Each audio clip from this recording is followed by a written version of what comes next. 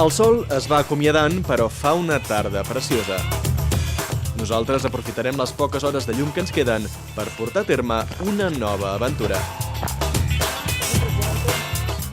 Ens trobem molt a prop de la localitat de Ramales, a l'extrem oriental de la comunitat de Cantàbria, a tocar la frontera amb el País Basc. En concret, estem caminant per l'entorn de les coves de Covalanes, sota la paret del Càliz, la cara oest del Monte Pando. Bueno, estamos en la escuela de escalada de Ramales, pero vamos a hacer una vía ferrata, la vía ferrata de El Cáliz. Es una vía ferrata que tiene 120 metros de desnivel, desde aquí hasta la cumbre, y tiene 300 metros de recorrido. Es una vía fácil para todo el mundo, però con unes normes de seguretat bàsiques. En aquesta tarda càlida d'octubre hi ha molts escaladors a la paret, però, de moment, ningú a la via ferrada, perfectament indicada amb un plafó informatiu. Un cop equipat amb l'arnès, dissipador i casc, el Yosu emprèn la pujada.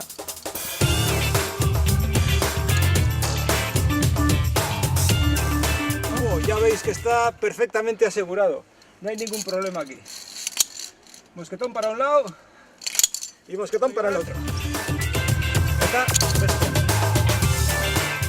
La primera part de la ferrada del Càliz transcorre entre arbres i vegetació. L'itinerari no té pèrdua i està perfectament equipat amb graons de ferro.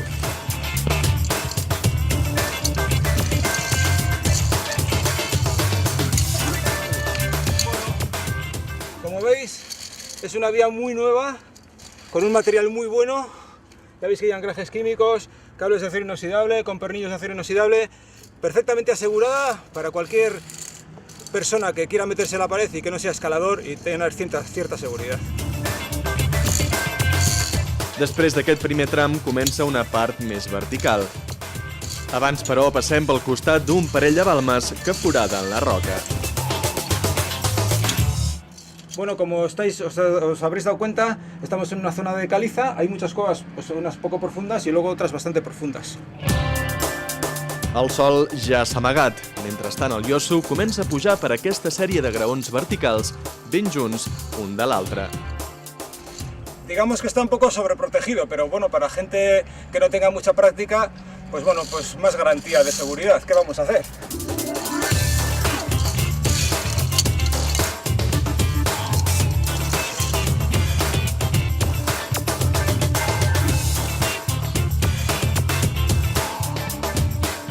Bueno, ya ves que hay bastante seguridad en esta vía. Una laja que puede ser un peligro de que se caiga y le dé a alguien, la han atado perfectamente con cables de acero para que sea total seguridad, para que no haya ningún problema. A mesura que pugem, el recorregut es fa més vertical. Una vegada fets 150 metres, arribem a una bifurcació. Bueno, ya veis, la parte de la izquierda lo más fácil y la parte de la derecha un pequeño desplomito aquí perfectamente asegurado y luego pues un puentecito tibetano con unos cables que va a ser divertido cruzar. Nosotros vamos a ir por lo difícil. Des de l'altra banda de l'agulla es pot apreciar la verticalitat d'aquest tram. Tot i això, la proximitat dels graons fa que sigui força assequible. Cal anar ràpid i amb bona tècnica per no carregar excessivament els braços en el que és el pas més aeri de tots, sense arbres que ens tapin el paisatge. El Yosu és bilbaí i per fer una via ferrada propera a casa seva ha de desplaçar-se fins a Cantàbria, ja que no tenim constància d'instal·lacions com aquesta a Euskadi. Hombre, yo creo que no hay vías ferratas en el País Vasco porque ya las hay en Dolomitas. ¿Para qué vamos a hacer, teniendo los italianos, para qué vamos a hacer nosotros? ¿No? O igual es que nos gusta mucho escalar y no queremos que haya vías ferratas. Dejemos el monte con los seguros justos. Para algunos serán demasiados, pero para algunos demasiado pocos. Así es la vida. Bueno, pues ahora tenemos el puente, que es la salida, y había una variante. Y vamos a probar a ver por dónde sale.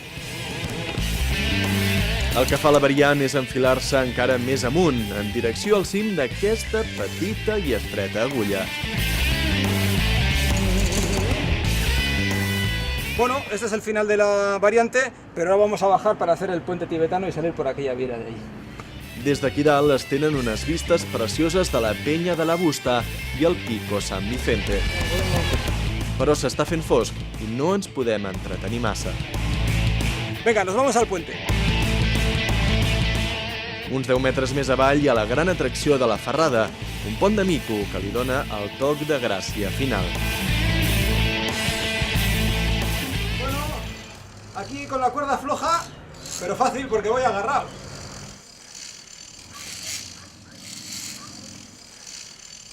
Pues parece que se ha terminado el puente. Ahora la salida por aquí a la derecha. El Yosu és un escalador de soc arrel. Per això, ara que ja ha fet la seva primera via ferrada, li preguntem què li semblen aquestes instal·lacions. Hombre, podríamos decir que sobran, ¿no? Pero habrá gente que diga que le faltan. Entonces, bueno, pues a mí no me gustan. Personalmente no me gustan, pero ahí están y ya está. Després del pont finalitza la Ferrada del Càlid, una via curta, gens complicada i amb un toc d'emoció, ideal per fer una activitat d'un parell d'hores a la paret d'escalada de Ramales.